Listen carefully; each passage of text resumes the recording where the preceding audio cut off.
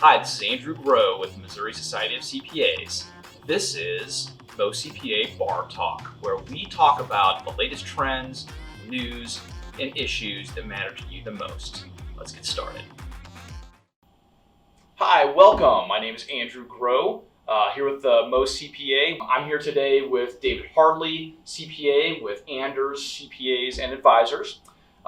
Welcome, David. Thank you. We're here to talk today a little bit about technology trends of the future, some disruptive technology issues, things that CPAs in Missouri and elsewhere really need to know and understand to be able to see the tech trends that are coming in the future. Right.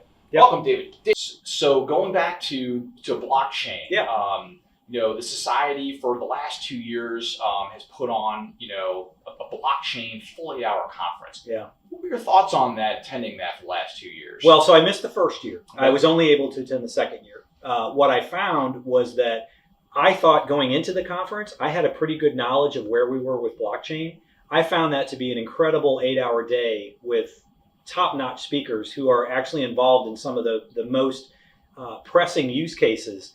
I learned a ton. I thought there was the way that the content was presented.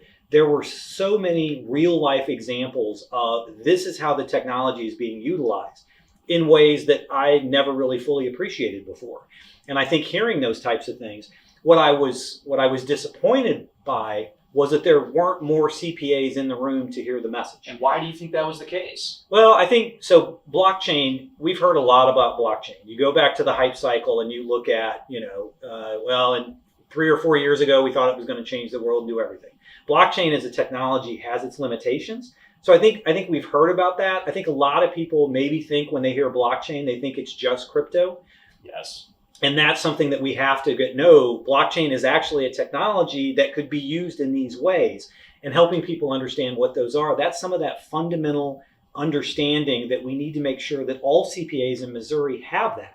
And that's why I thought that conference was great, because the first 2 hours were really bringing everybody up to speed on what the technology is, where it is. And then the rest of the day was on implications and use cases. Yeah. And I thought the presenters that were there were from all around the country, and it was very top notch. So I don't know if there's going to be a blockchain 3 that's going to happen in 2020, but I would strongly encourage anybody to consider attending that conference, because I got a significant amount of value out of a one-day conference. So let me ask you this about that and your experience there. Correct me if I'm wrong, but it's not like if I'm maybe a small practitioner or small firm practitioner firm, I'm going to go out and grab blockchain technology and implement it in my firm. Right? Yeah.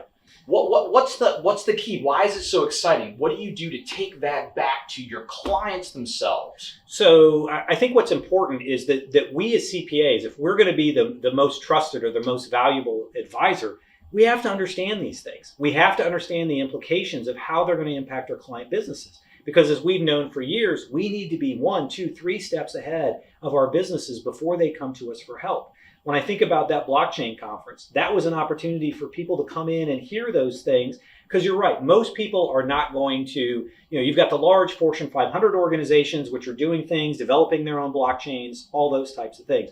The average proprietor from a CPA perspective, they're going to be asked to participate in a blockchain from a supply chain perspective. Right.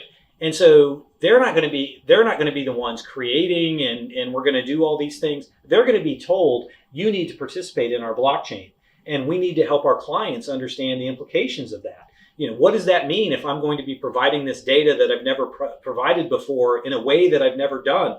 Who's going to bear the cost? Who's going to, there's a myriad of business issues that we need to be right alongside or ahead of our clients, so we can help them with making those decisions and making good, intelligent decisions about things that are evolving and changing that small to mid-sized companies are not going to be able to keep up with.